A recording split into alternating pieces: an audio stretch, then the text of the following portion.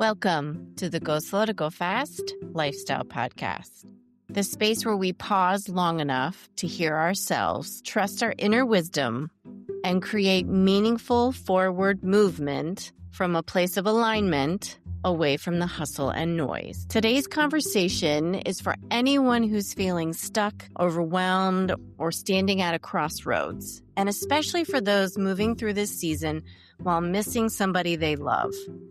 If the holidays feel tender, heavy, or different this year, you're not alone, and there's space for you here. I'm joined by Laura Hoorweg, an international intuitive coach, spiritual counselor, and psychic medium, and the founder of Spirit Speaks to Me. Laura is known for her uncanny accuracy and soul-level clarity. She helps people reconnect with their purpose, release energetic baggage, and realign with who they truly are, particularly during seasons of transition, burnout, grief, and profound change. Laura's approach is equal parts grounded and mystical. She's part therapist, part seer, and also no-nonsense soul whisperer. She has a remarkable ability to see beneath the surface and identify those root wounds and hidden beliefs and guide people towards empowerment, aligned to next steps, and honesty with care. This is a conversation about listening to spirit, trusting yourself and your intuition, honoring what's present, and joy, grief, and everything in between. And remembering that sometimes the fastest way forward is to slow down and let the truth rise. So sit back and let's begin. Well, Laura, I just want to say thank you for agreeing to come on the Go Slow to Go Fast Lifestyle Podcast. Thank you for being here. Oh, well, thank you for inviting me. Yes, absolutely. And for those of you out there listening or watching, Laura's fire alarm is going off in the background, but we're just going to keep moving forward and we're going to have our conversation and see what happens. But before we get into her story and more into, guidance that we might be looking for listening to our inner voice, I want to ask Laura how you go slow to go fast these days.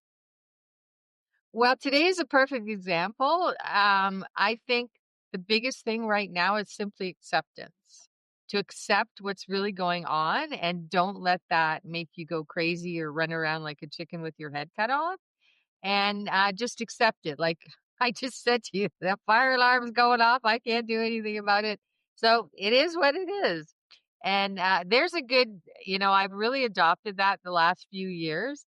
It really reminds you because I like little phrases or little actions because they really twig your brain and they get you focused on whatever you need or want to be focused on.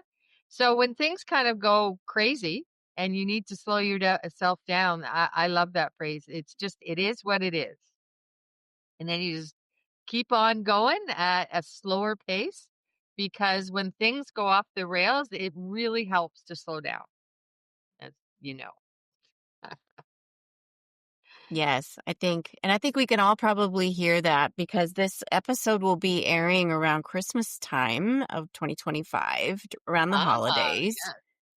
So, there's a lot going on in our lives around the holidays. We're either hosting family, going to see family, and doing all kinds of, extra stuff that we wouldn't normally do, like cooking, baking, or eating extra, whatever that Yeah, might there's a look lot of like for eating. us. Yeah. So going slow to go fast is something that I always like to remind myself to do during this time of the year because I can get worked up on just little things, making things look a certain way or have to have that extra, side dish for the meal. And really, I don't. My kids don't care. My family doesn't care. They just want me to feel good Well, that's a and good point. spend time. Yeah, and that's a Yeah. good point. I think it's super, super important since this is gonna be right by Christmas, so we're gonna talk more about Christmas, is is to really remember what Christmas is supposed to be about. It's supposed to be about joy and peace and being with our loved ones and enjoying ourselves. So let's forget about all this crap that we've been fed. Like everything has to be perfect. We've got to have all these food and all this presents and all that. This is my other holiday. I told you my other holiday. It's the old KISS principle. Keep it simple, stupid.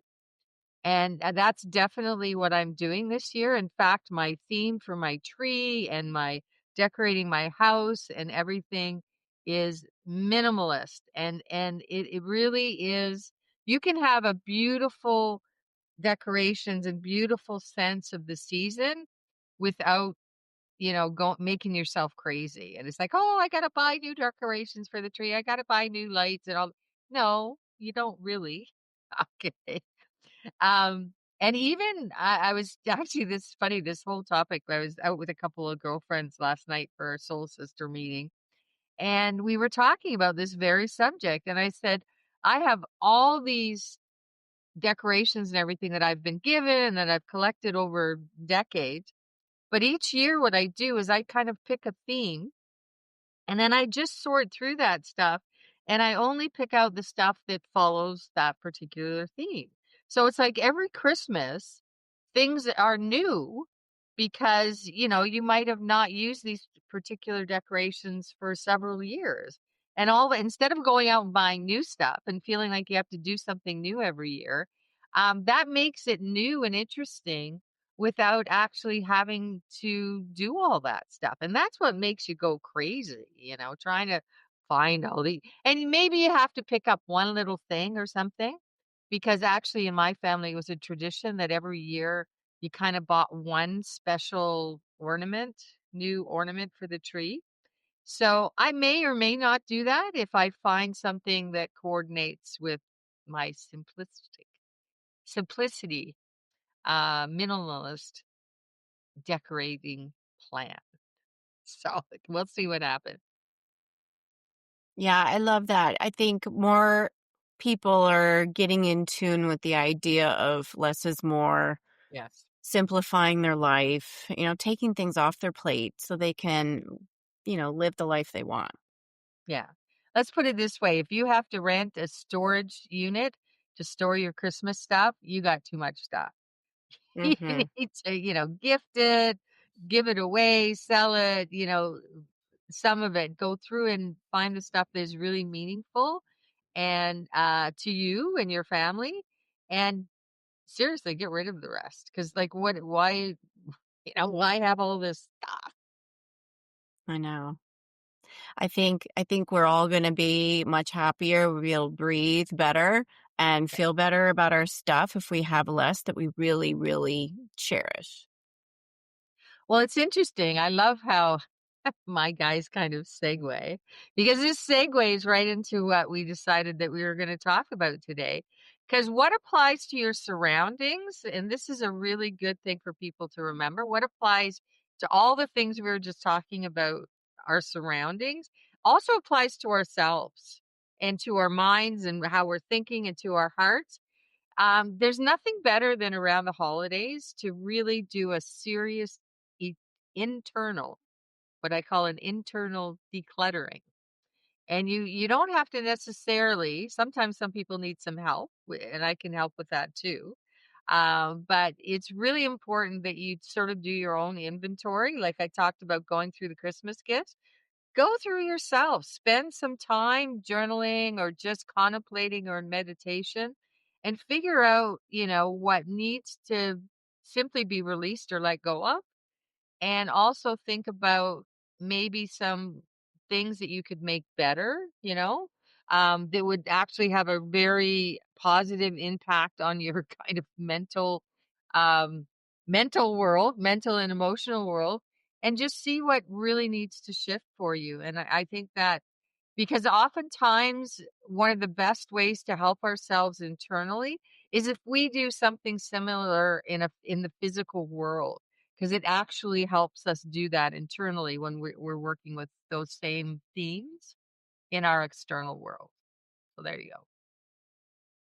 I like that. I mean, it's just a good reminder that we should be doing that I mean, not just at the end of the year No, going into the new year. We should do it as, frequently as we can. Maybe not once a month, but, no. maybe once So a I quarter. kind of think of it as like spring, fall, and the end of the year, because like Mhm. 3 times a year, because those are really times when each one has a little bit of a different bent to it. Like, for example, spring, I would look at spring as doing the decluttering, but also looking at what you wanted to create, what you wanted to grow within yourself and around yourself, because that's the energy of spring.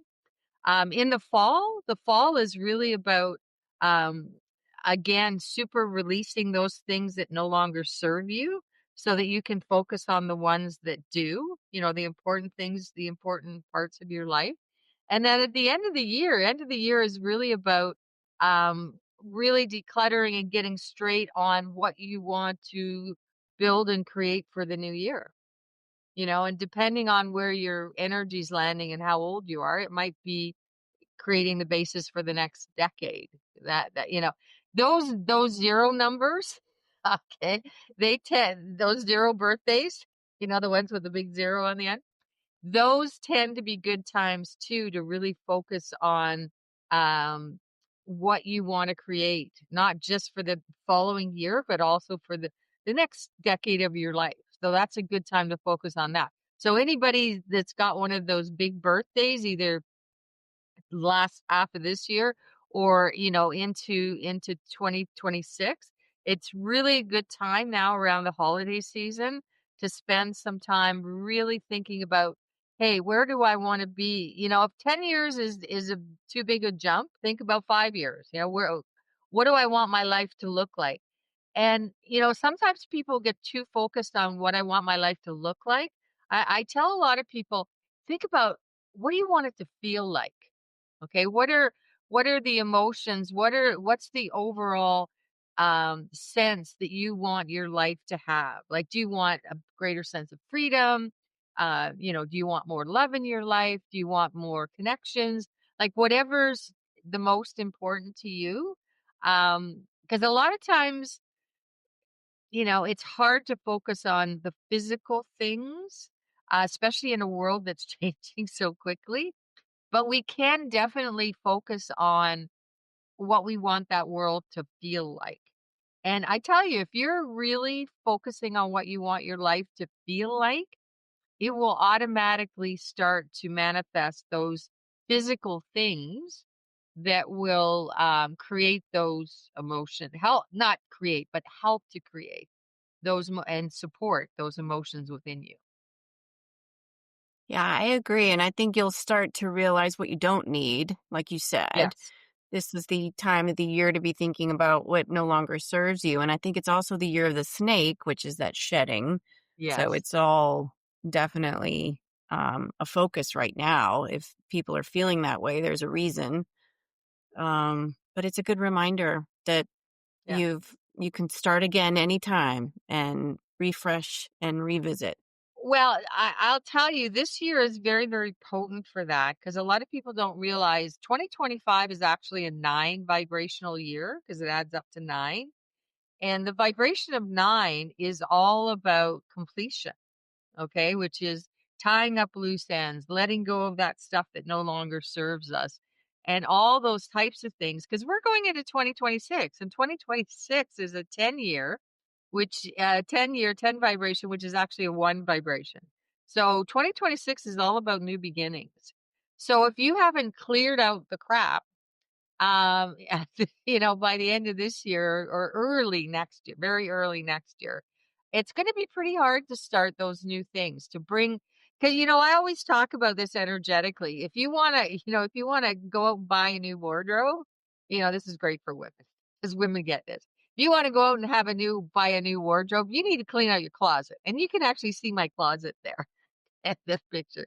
So you want to clean out those closets so that you actually have a place to put that new wardrobe. Okay. And this comes down to people too, because I've really noticed, and I've been talking to a few other people and some of my clients. The big theme right now, over the last couple of months, actually, I think probably since about October. So through October and November. And I think it's going to continue because I can just feel it continuing like right into December, is a big theme about letting go of people. Really, really having a look at how these people, and I mean everybody, I mean work, colleagues, I mean friends, I mean, even in some cases, family members, like extended, obviously you can't, well, I suppose in some cases you could kick your family out the door, but that's another discussion. But there's a real emphasis on getting, like I said, I've really noticed this in my life, is really getting very clear on who is adding to my life and who's taking away from it. And again, the same thing applies because I have a great desire to start bringing new people into my life. And if you don't let some of those people who aren't really serving you go, there really honestly isn't a space to let those new people in. Because let's face it, we're all very busy, okay, for whatever reason. Families, work, some people are heavily into philanthropic and volunteer stuff. Everybody's busy. I don't care if you're working or not, everybody's busy. And you only have so much time for socializing and being with other people. And you want to make sure that those people are actually somebody who you really want in your life and who are actually adding to your life and not taking away from it. So I think there's going to be a huge emphasis that, well, there already has been this last quarter on relationships. And it's, see, my guides are amazing. Whenever there's a big thing going on that I need to help support and help guide other people through, they always put me through it first. Oh, that's true. So I would bet that this thing about relationships and people is probably going to continue right into the first 3 months of 2026. Because I usually kind of, they flow me ahead of the curve so that I can have better tools and experience to help other people through it. So I would be saying that it's going to continue right into the first quarter of 2026. And that's a great point that you bring up, that you do work with a spiritual team of Yes. guides. And, for anybody out there listening and watching, do you have any advice for anybody who's really starting to question, is that something that I can do for myself? Especially when they need to start thinking about who they want to have in their life, You mean in terms of communicating with your guides? or just listening to that inner voice, Yeah, just their listening to that intuition. inner voice, I think that's the thing, and, it's really been made, well, I know this, but, sometimes my guides like to beat me over the head too, because you forget, right? You really need some time, and you have to practice mindfulness, which is being present, and really thinking about, okay, when I'm with this group of people or when I'm with this person, how am I really feeling? Because we get so used, especially people who have either been in our lives for a long time or we tend to spend a lot of time with. We're not really asking that question. Okay. And it's really about being present. A huge part of being present is about focusing on what's going on around you and then asking yourself some questions. Because we don't question enough. We just take stuff for granted all the time. And if you're with a certain person and you're feeling off, you need to say, hey, to yourself, either when you're with that person, or you kind of ask this is what I love about asking questions, because you can ask a question and I guarantee most times you probably won't get an answer right away. But if you ask the question, your guides and angels will wait till appropriate time when you give them space, which means you have to be relaxed, either meditating, out for a walk, whatever. And if you've asked a question earlier, that's when you're really going to start feeling and hearing your own guidance and going, yeah, like, why was I wasting my time with that group? I wasn't getting anything out of it. I didn't really feel like they were my tribe. Why am I wasting my time? And then you can start making very clear decisions on who and what you want in your life and who and what has kind of served its purpose. And it doesn't necessarily mean that, some things are, or some people are really good and some people are really bad or anything like that. It just means that you're not, because we change our energetic level constantly. And something or somebody that was a great fit 3 months ago may not be now, you know? And it can even be people that you've had in your life for years. And all of a sudden you've grown and changed, and maybe they've grown and changed, and maybe you've kind of this the divergence has happened and you've kind of gone in two different directions. Or maybe they've stayed the same and you've changed, which happens a lot. And this happens in intimate relationships as well. When one partner basically stays the same and the other partner starts growing, and all of a sudden there's this dichotomy between the two. And that's when the trouble starts. Okay. Now, I'm not saying that you have to be totally on the same level as your partner. That happens extremely rarely. But what needs to be happening is you both have to be moving. Okay. The problem comes in when one person is stuck where they always have been, and then the other person starts growing. And all of a sudden, as you can see, there's this ever growing gap. And that's what really tends to end relationships. And sometimes it's because they're meant to end. I can tell you right now, we've been brought up on this kind of, I call it Disney fantasy life, where people fall in love and they stay together forever. That, even from a spiritual perspective, it's incredibly rare. Now these people may stay together forever, but they're certainly not staying together in a happy growth environment. Okay. Um, and some relationships are, what is that? There's a good saying, and I can't remember about the season and da da da. Anyway, you know the one I'm talking about. All relationships, a lot of times relationships, even intimate relationships, romantic relationships, they just come to a close because we've learned what we need to learn from that particular partner, and it's time to move on. I just am trying to get people to what I call make conscious partings. Okay, conscious partings is when both individuals realize that their relationship is not working and that they need to move on. And it's done in a loving, totally awake and aware frame of mind and heart.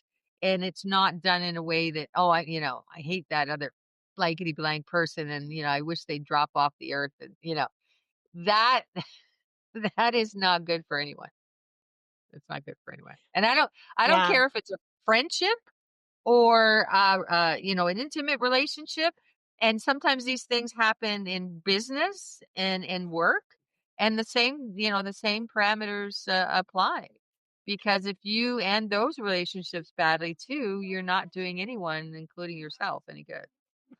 Right. And ending a relationship badly could be ghosting them and never talking to them again Oh and yeah, not having any absolutely. resolution too, Yeah. as well as a dramatic, fight or whatever, There's a just word, okay, conflict. that you bring up. Resolution, Mhm. okay? Mhm. We are way too fixated on that because some relationships just end and we don't ever get a chance for resolution. Okay. And this is also something that happens when people pass away. And people get really stuck by this because they never had a chance to say goodbye. They go into, prolonged grief. We're all meant to grieve because it's part of the healing process, but we're not meant to grieve forever. I've met people, I've had clients and met people that, their loved one has passed away 10, 15, sometimes even 20 years before. And they've gotten stuck in grief and they're still in the grieving process. And what that does is that totally short circuits your own life. You stop growing. You get stuck at where you are and you never get out of that, which is very, very detrimental for your own life path because you're not doing all the things that you were meant to do. To reinforce this, our loved ones on the other side, they know that we need to grieve. That's something that we need to do here when we're still physical on the earth. but they don't want us grieving forever. A lot of the messages I get from the other side are to help their loved ones get out of the grieving process, because a lot of people get stuck. If you look at Kubler-Ross's work, is there 5 or 7, I can't remember, um, you know, stages of grief, and you can get stuck anywhere along that chain, and it's very detrimental for you. And that's something you really have to look at. I always say to people, and I don't care whether this is somebody's passing, whether this is a breakup in a relationship, whatever has you in grief, because there's lots of things that can put us in grieving mode. You're truly healed when you can talk about the person or the situation and not be upset by it. Okay. And when you're really healed, especially with people that have passed, when you think about them or talk about them, and instead of feeling hurt and guilt and sadness, you feel joy, because what you're remembering is all the wonderful things about the person and that what they brought into your life. Then oh, you've really healed from grief, because you've gone from extreme sadness to the joy of thinking about them, their energy, their person, the way that they were when they were here with you. It's very, very different. So people always ask me, how do you know when you're over grieving? And that is the way you know. So let's lean into that a little bit. Is there a way, because I know some people might just choose not to deal with grief and they push it down, and then eventually they're going to have to. Is Oh, there a yeah. way to, figure out how to deal with grief? Like, is there a cord cutting process that would be a good strategy if you feel like it's, necessary? I don't know if viewers and listeners know about that, but Yeah. is there, going I slow to tell go you what, fast? okay, I'll come clean so you know that I know about this stuff, because about 10 years ago, I lost my partner suddenly. And it's one thing when somebody's going to be leaving. You have this kind of, time. It doesn't make it any easier, but it allows you to you actually start the grieving process before they pass. It allows you to start getting used to the fact that they're not going to be there forever. Okay. But when you lose somebody suddenly and it's totally unexpected, or if somebody dies in like a car crash or something like that, it's brutal, because there is the surprise part of it. You have no preparation whatsoever. And it's literally like 1 minute the person is there and the next minute they're gone. So, the thing that I would say, that everybody grieves a little bit differently too. So there is no, perfect way to grieve. Okay. Let's get that out there, because a lot of people get caught up in that too. I would say the best thing is honestly to keep yourself open, to let yourself feel what you're feeling, and to realize that the grieving process is like this. Okay. One day you could be feeling great, and this could be minutes too in the beginning. Like you could be doing really, really well, and all of a sudden you look and you'll see something, or you'll get triggered, or you'll have a memory, and you just become this puddle. Okay. And you just need to accept that, especially in the beginning. And actually, there's this thing. Okay. In the first few months, especially in the first month, or the first few couple months after somebody has passed away, there are so many people around you. Everybody wants to help you, and people are giving their condolences, and they're bringing you food, and they're doing all kinds of wonderful special things. But I'm telling you, that doesn't last long. And this is something for everybody else to think about people who are grieving, because though that first month or two, the person who's grieving is generally in shock.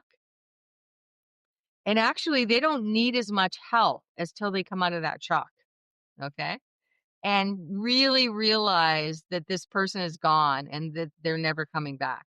And that usually, like I said, everybody's different, but usually that happens, 2, 3, 4 months after the person has passed. And some people, it takes a little bit longer, but all of a sudden, and see, everybody's gone by then. Okay. Nobody's around supporting you like they were in the beginning. and all of a sudden you find yourself alone. This is very, very much, no, it applies to everybody. Yeah, I was going to say something else, but they just stopped me. See, I love having a team. Um, so this is what you have to remember, because honestly, sometimes it's more important 3, 4, 5 months down the road to check on that person and maybe allow them to talk and everything. Because I guarantee you that's when the real grief really hits, because they really realize that their person, whoever that may be, or the thing. Sometimes, some people can go into great grief about losing a career or a home. There's all different things that we can grieve. That's when the real reality of it sets in, and that's when people really need support. So, it's wonderful at the beginning to be very supportive, but remember that people need support, I would say, basically for the first year, because the problem is with grief is every anniversary, every birthday, every holiday, everything brings that back up, especially the first year. It just brings it up. And all of a sudden, you can have been going along for a couple months and thinking, wow, I'm doing really well. And then it's the person's birthday. And then again, you're a puddle. Okay. And like this is, and the people around us, our friends and our relatives, they have to remember this, and they have to remember that at certain times, people are going to need more support, even if it's up to a year or more after the person, the thing that, or the person that the person is grieving has ended, has gone. And I don't even like the word when I'm talking about people ended, because we don't end. We just go on. Okay. So Right. that's the other part. And that's the part when people start getting aligned with that idea and realizing, not everybody, but most people, and I don't care what, your belief system is. I think everybody of every religion or non-religion or whatever starts thinking about and realizing that we're more than these bodies, and that the person, the thing that really makes the person, the energy, the soul, the spirit, whatever you want to call it, goes on.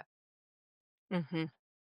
Okay. Yeah. And Right. that's when I think that's a huge part of healing, by the way, when people, even regardless of what their beliefs were before, like I know people who were, dyed in the wool atheists. So they just thought, okay, when you die, you're gone, period, end of story. Or people who simply didn't believe, all different stripes of religions. And, they didn't believe in a afterlife at all. Okay. And then all of a sudden they lose someone, and they start going through this process, and it opens them up, Mm-hmm. and then they start having that belief system.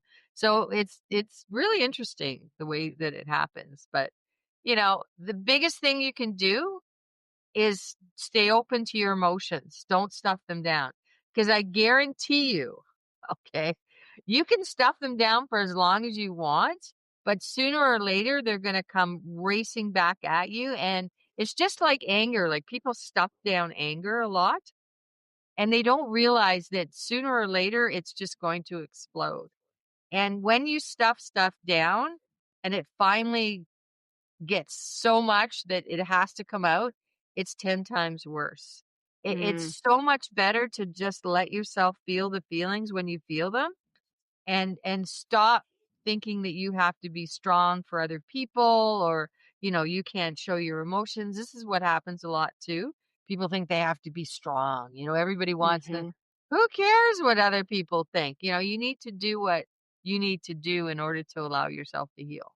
So that was a Yeah. long-winded answer, but you know No, but I love it because I think your guides are definitely oh yeah, they feeling always that do. there's a need for people out there right now dealing with grief in whatever form it's coming in, Yeah. especially at the end of the year. Christmas is hard. The holidays are really hard for people when they've It's lost very somebody. hard. There's all different reasons, like people who have passed away who are no longer here this season. For Hmm. some people, it's they find themselves for the first time alone due to separation or divorce or whatever that happens to be. Um, other reasons, like people may be in really serious financial straits, and they're having a really hard time, and maybe they can't supply the holidays like they have in the past for their family. And that's huge. That's a huge grieving process too. And it's about feeling guilty and not good enough. And there's so much stuff that comes up around the holidays. This is why I'm saying it's so important to forget about all the commercialized stuff and really think about um, activities and things that you can do as a family or with friends or, and include people. This is the other thing that has really, I'd started before COVID, but I have noticed it really accelerated during COVID, that people are much, much less welcoming to other people. There's this kind of cloistering and, I only want to be with my immediate family kind of thing. And we sort of got trained into that over COVID, over those 2-3 years with the whole COVID thing. And we have to start expanding again and start thinking about community and people around us. And, maybe we have a neighbor that's been left on their own, either for the first time or that they're on there.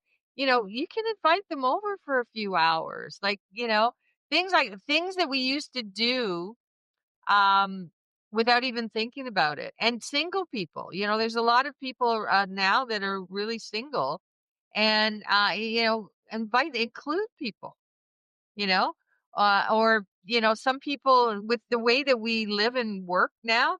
Some people, well, even myself, my entire family, blood family, is all back east, and I live out here. And thank God I created a new family out here. But there's a lot of people that are either new or haven't, in your area, and all their family and probably if they're new to the area, a lot of their friends and everything, they haven't had a chance to develop them. So, be mindful of those people. And it can be as simple as, I hope people do this all year, but I always say if people start doing it during Christmas, there's a better chance that they will continue to do it.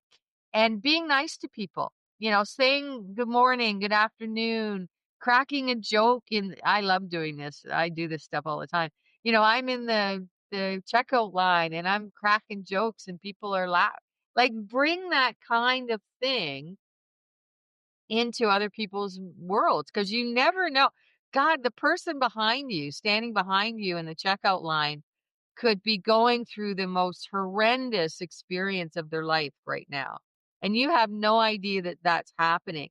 But if you just bring general happiness and laughter and friendship into the world, oh my God, if we all did that just a little bit, like, we all can't do it all the time. Because let's face it, we all have our times when we're just like, we're spent, right?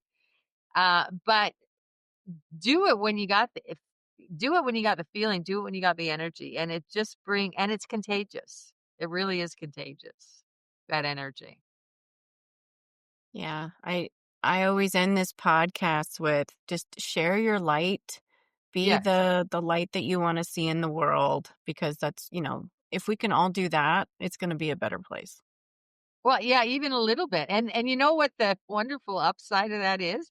If you go around doing those little things, even if you're having a horrendous time yourself, oh my God, it can actually so change the energy of your day that it will get you out of those feelings, whatever's going on, the hard time or whatever that you're going through, no matter what it is, Mhm.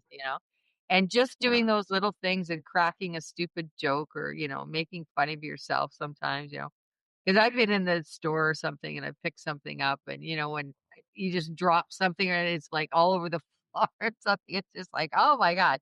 Instead of getting angry, just and it's not so much laughing at yourself, it's laughing at the irony or the, ridiculousness of the situation.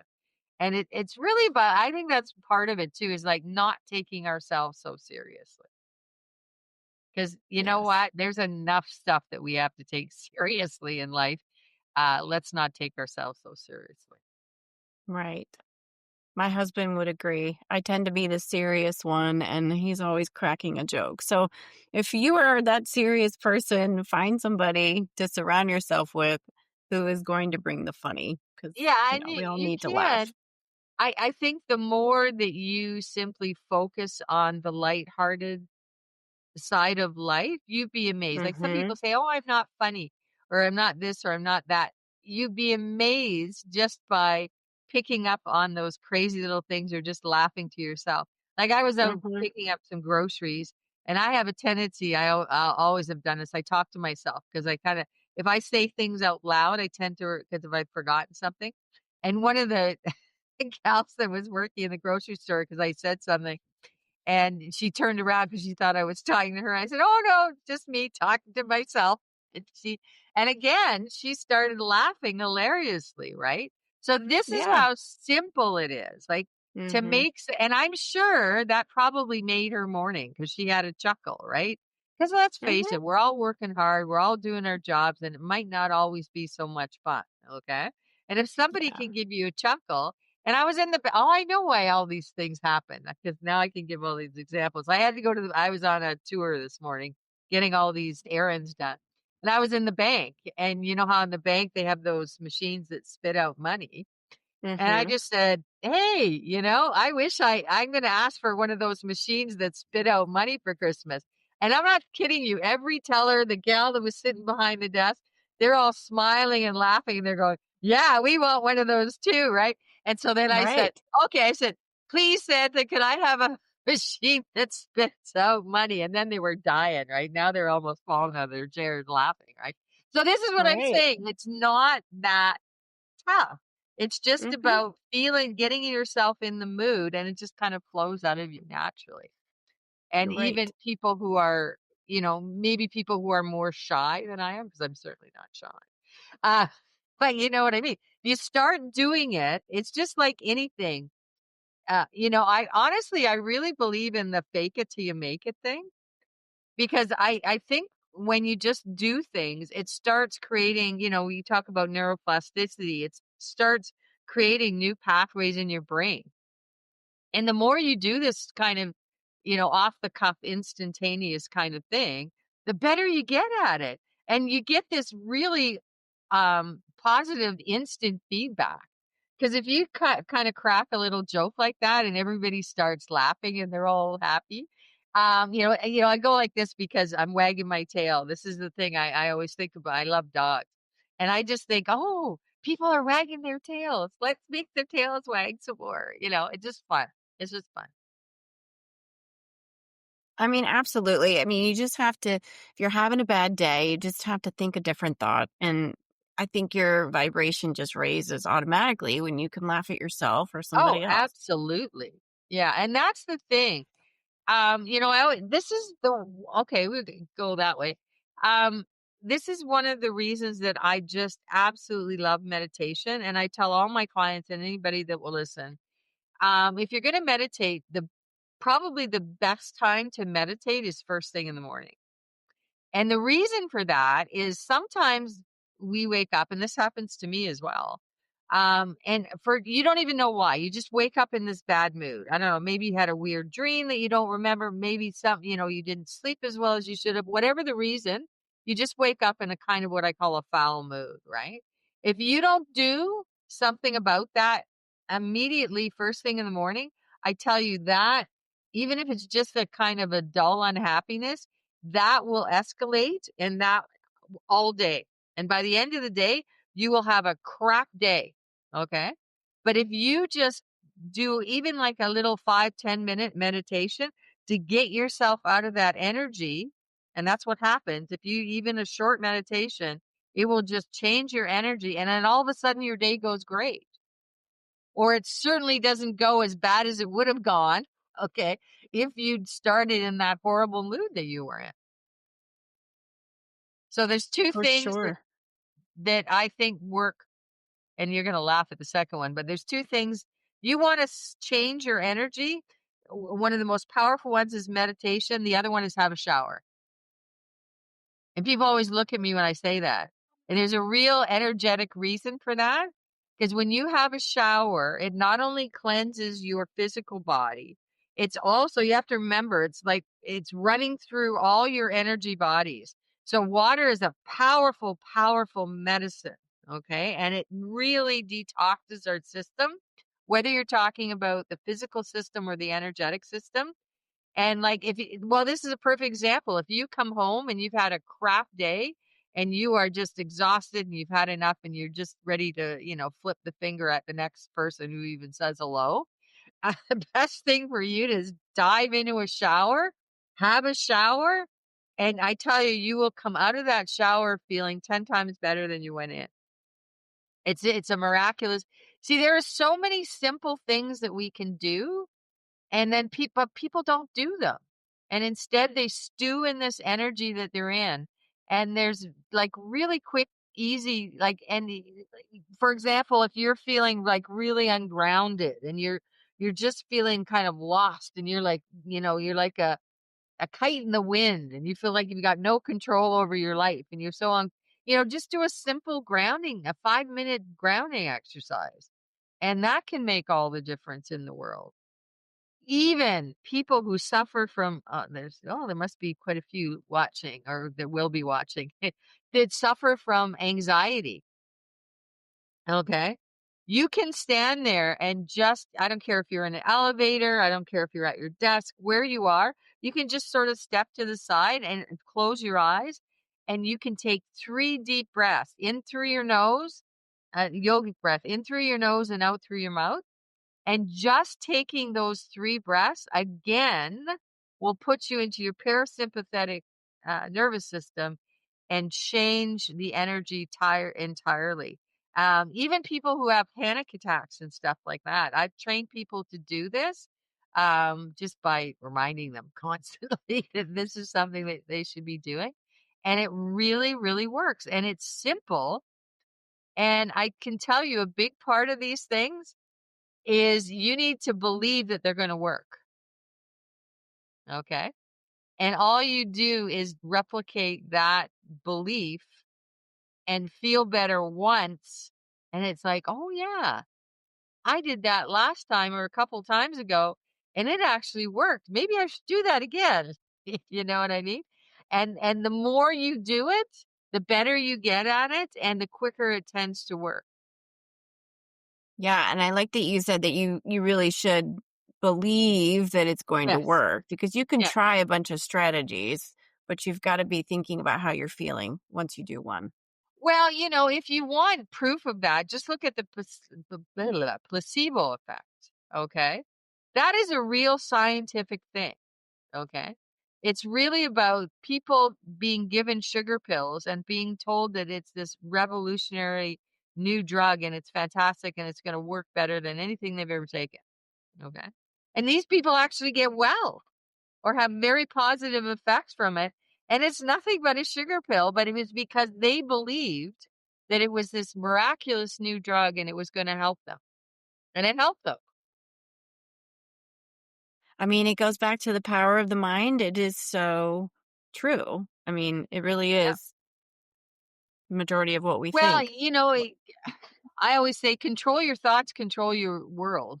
But it's really not about controlling your thoughts because this is the same thing as meditation. A lot of people think meditation is all about controlling your thoughts. That's not what meditation is because your thinking process never stops. It's about learning how to take your attention away from that process. And, it's that simple meditation of thinking of every thought that comes in, you imagine it on a cloud and you see it floating away. It's a very simple Here's another thing. If you got all this monkey mind and you got all these thoughts going on in your head, you can just sit there. And this is a great one to use when you're stuck in traffic and you're like in bumper to bumper and nothing's moving. You just sit there and all these thoughts come and all this anger, like, oh, fuck, I should have took a different way and all these things. And you just imagine them all on a row on little clouds and you see them. They come in, they go out. They come in, they go out. And it's amazing. Like within 2 or 3 minutes, you had steam coming out your ears. And then all of a sudden it's like, oh, this isn't so bad. Yeah. I Music's mean, if another we thing. can. Music is Yes. another thing that people, because you see, everything doesn't work for everybody. And this is the other big side that my guides are just fanatical about. getting on people about is, if one thing doesn't work, try something else. There's so many little things that you can do that take very little time and very little effort. And if one thing doesn't work for you, try something else. Actually, and even on different days, depending on what's going on with you, maybe something that usually works for you isn't working. Well, guess what? Try something else. Because not only are we all different, we can be different at different times, within the same day, let alone, in the same month. And just try something different, because you just never know. And who knows, you might find something that actually works better than something you used to use all the time. And then it's like, wow, I found something new. I'm going to use this instead because this seems to work better for me. Yeah. And I think that brings us back full circle, because you were sharing that 2025 is about, letting go of what no Yeah. longer serves us. 2026 is new beginnings. Yes. Do you have any final thoughts for our listeners and viewers before I let you go about The change? anything? Well, I'm going to tell you, 2025 has been quite difficult for a lot of people, for most people, in varying ways. Some ways the same. 2026 in some ways is going to get better. In some ways, I think it's going to be even more challenging. Okay. Because of world events, because of things going on around us. I don't like to get into the fear porn. Just know that this next few years is not going to be an easy ride. There's just no two ways about it. But we are going to come out of it so much better. Like, my guides showed me a vision. They showed me this around 2020, that the next 10 years, at that point, it was from 2020 to 2030. They told me that when we're standing in 2030, we're going to look back and go, oh my God, I can't believe how the world has changed. Like, they told me in 2020 that there was going to be, over the next 10 years, as much change as there has been in the last 300 years. Okay. Which is mind bending. Okay. Most people can't even I had a hard time wrapping my head around that. And then they reminded me, they said, look, most of the change that's happened with humans in I don't want to go too far back, in our sphere, has happened in the last 100 years. Okay.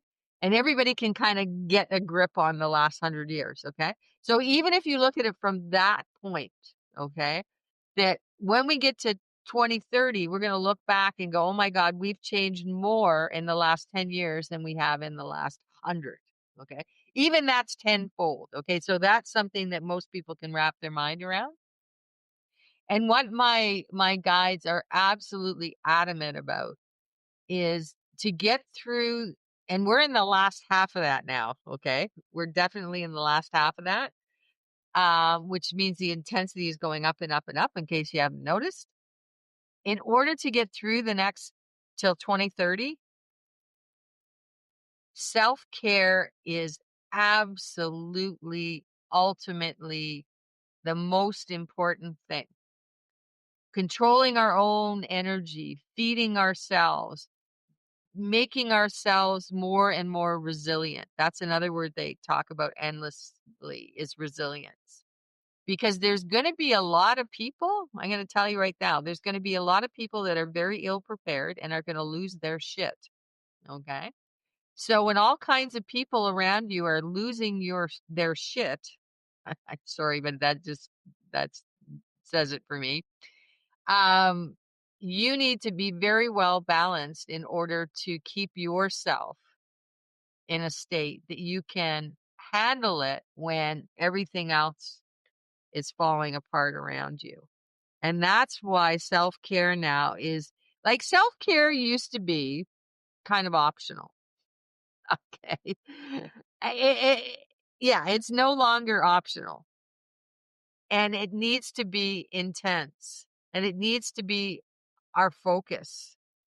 And that's not selfish, because if you don't take care of yourself, you cannot take care of those people that you love and care about around you. and you can't even take care of yourself. Okay.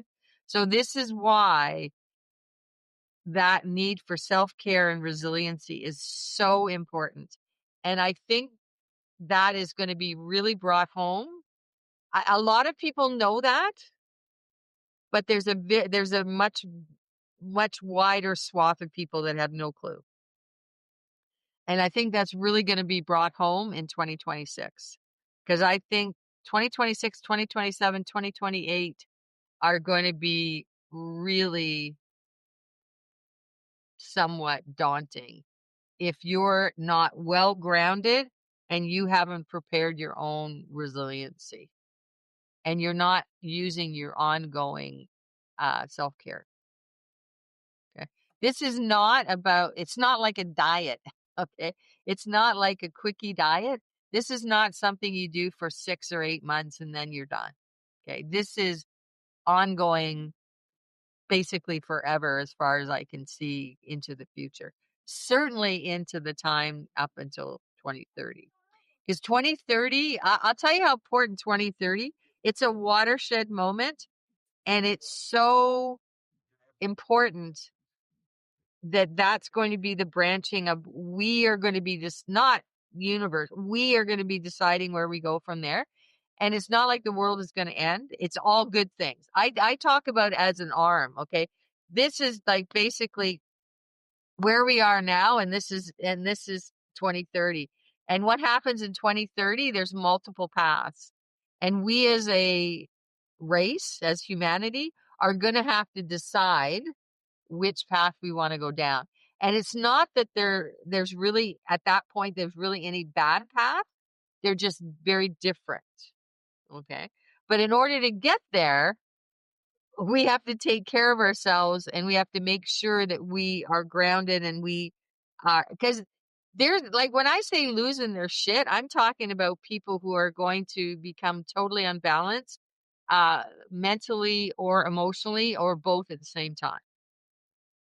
Okay.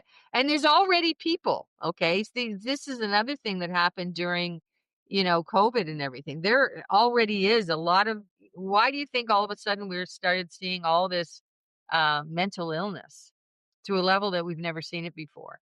And that a lot of that was brought on by all the things that happened during COVID. And that is going to keep escalating over the next few years. A lot of good things are going to happen too, but there's going to be a lot of challenges. But the end goal is going to be fantastic, but you have to get there.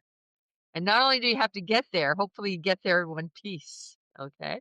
That's why there's going to be so many people awakening over the next few years, because there's always a choice. It's always a choice. But I kind of look at it as, I don't want to say awaken or die, because that's not true.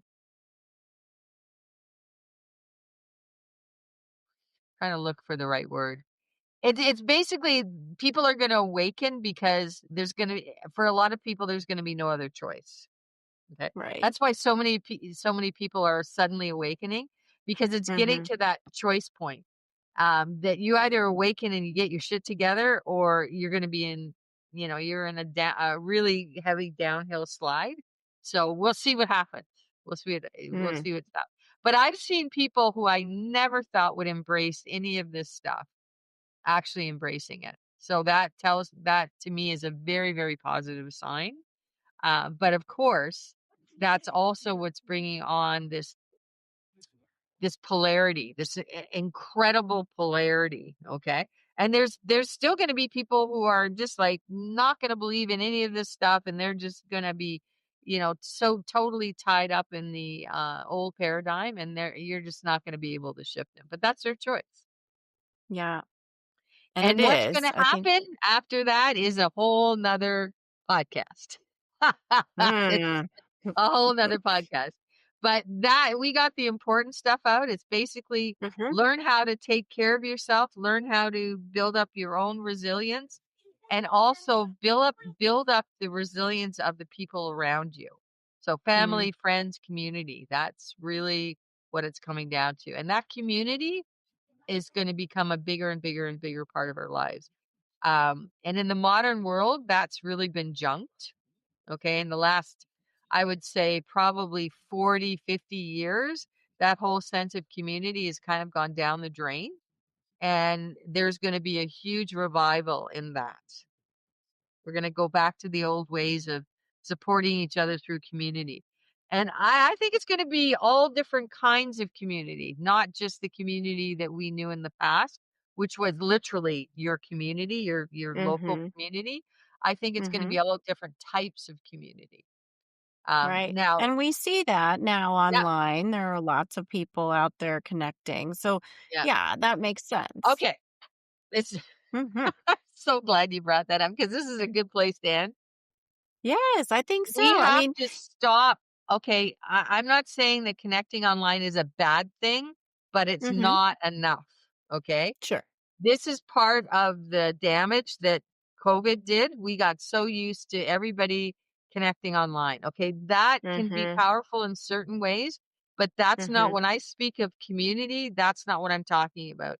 I'm Mm. talking about get out there and build person to person relationships, Mhm. whether it be Yes. in your family, your friends, um, or your physical community. Okay. Because Mhm. these online, a lot of people think, "Oh, I've got all these friends online." Those are not friends, okay? Mhm. They Mhm. that's just not enough. We need to build interpersonal relationships face to face. Yeah. You can connect with like-minded people initially online, but then you need to take it Well, to face to exactly. Then face. you need to take it off. You need to Yeah. take it offline. Okay? Mhm. That's a good way to look at it. Actually, Mhm. they gave you gold stuff. Oh, thanks. Online is an introduction service. Mhm. Okay? It's not a relationship. You see the difference between those things? Yeah. And Mhm. it's a good Mhm. way to meet and connect with people, but you gotta take it into real life. You gotta take it Right. face to face because that's That what's going to mhm. build. I'm just gonna say it. I see, this is me trying to stop them from saying something. There could Mhm. be a prolonged period where online stuff is not available. Okay. Yeah, I could see This is that. another reason why this face-to-face relationship building is so important and community building, because we're way too dependent on what we're doing right now. That's not to lessen its importance because the internet and communicating with people like this is the way that we've spread a lot of knowledge and Mhm. connection and given people information that they would have never had before. Okay. True. So Yeah. I don't want to minimize that because that's a very important thing. And that Mhm. is something that's going to be important to us in the future. But we cannot, their big thing is we cannot rely on that only. Mhm. That makes And sense. that's And, what's what causing. if it all, like you said, what if it all goes away one day? So we Yeah, just have to be prepared to be connected with our community face to face. face to face, yeah. And we have to Mhm. develop those friendships and things too, because that is Mhm. what's really supporting people. And like I said, you can have some really close relationships online, but if there isn't that physical component, it is not the same thing. And this is Yeah. where people have gotten into these traps where they're everything for them is online and they don't have a life outside of their phone or outside of their computer. And this is not, it's not healthy either, by the way, either Right. Right. psychologically or emotionally. It's just not healthy if that's all you've got. Mhm. It can be part of your Agree. world. It can be part of your world, but it can't be your whole world. Agreed. So, Laura, thank you so much for just entertaining us with all the messages from your spirit team, reminding us of the things that we need to be focusing on, and just getting ready for 2026 and what the next decade has to hold for us. I really appreciate that. Oh, thank you. It's been a joy. Yeah, absolutely. So if people listening and watching want to work with you offline, online but offline in another space, how can they get in touch with you? Well, the easiest way, of course, is through my website, which is www.spiritspeaks2, the number 2, .me. Or you can email me directly at laurahoorweg at gmail.com. It's so easy. And I know that Kendra is going to have all the wonderful, all my links in the show notes. So I really didn't talk about what I do. So I'm just going to give you a quickie thing about what I do. I'm a Mm-hmm. spiritual Yeah. counselor and an intuitive coach. So basically what I do is I help people make their lives work. And that goes down to personal relationships, family relationships, your relationship with yourself. I help people out with their businesses. And I also do grief work through my mediumship work, which I only do locally because I do my mediumship work in person. My coaching and my counseling are all done through Zoom. So I have clients all over the world. Okay. Wonderful. So if Yeah, you're we'll looking make for sure. clarity, connection, uh, what is it? Clarity, confirmation, direction. There's the word, direction. Come and see me. Okay. Thank you again. And we will make sure everything's in the show notes for anybody Thank who you. wants to know more. Absolutely. All right.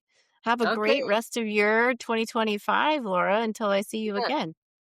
And happy Merry Christmas and Happy New Year to everybody, because I know this is just going to come out before Christmas. So that's great. Yes. Yes. Happy New Year, everybody. As we wrap up today's conversation, I invite you to notice what surfaced for you, what resonated, what stirred, and what might be gently asking for your attention. Laura reminds us that clarity doesn't always come from doing more or pushing harder. Often it comes from creating space, listening deeply, and allowing ourselves to reconnect with what we already know at a soul level. And if this conversation spoke to you, I encourage you to sit with it, journal, take a walk. Let the insights integrate rather than rushing to act. That's the heart of Go Slow to Go Fast. Honoring the pause so your next steps are intentional, aligned, and true. You can learn more about Laura and her work at Spirit Speaks to Me with a number 2.me. And as always, you'll find the links and resources in the show notes. Thank you for spending this time with us today. And if this episode resonated with you, please share it with someone who also might need it. And be sure to subscribe so you don't miss future conversations. As we close out this season, I want to share that this is the final episode of season 1 of the Go Slow to Go Fast Lifestyle Podcast. Thank you truly for listening and showing up every week. And if you've been here from the beginning, I so appreciate you. I'm deeply grateful for your support. And if you're new here, welcome. I'm so glad that you found this space. And I hope that you share it with somebody that you know who needs to join us as well. I'll be taking a short pause and I'll be back January 1st with season 2, episode 1. And I'm especially excited to begin the new year with a meaningful conversation with my longtime friend, Joanna Moss, and we're going to explore happiness through the research of Arthur Brooks. He's a Harvard professor and author, and it's a thoughtful, grounded way to start a new year and a new season. And as we move through this time, I wish you a joyful and peaceful holiday season, whatever that looks like for you. Happy holidays, happy winter solstice, blessed Yule, happy Hanukkah, Merry Christmas, and warm wishes for a happy new year to all who celebrate. May this season offer you rest, reflection, and light. And thank you for being part of this journey. And I just want you to know, more than ever, the light in me honors the light in you. And as you head into the rest of your week, let your light shine through. And I'll see you back here on January 1st. Grounded, intentional, and ready to go slow so we can go fast together in 2026.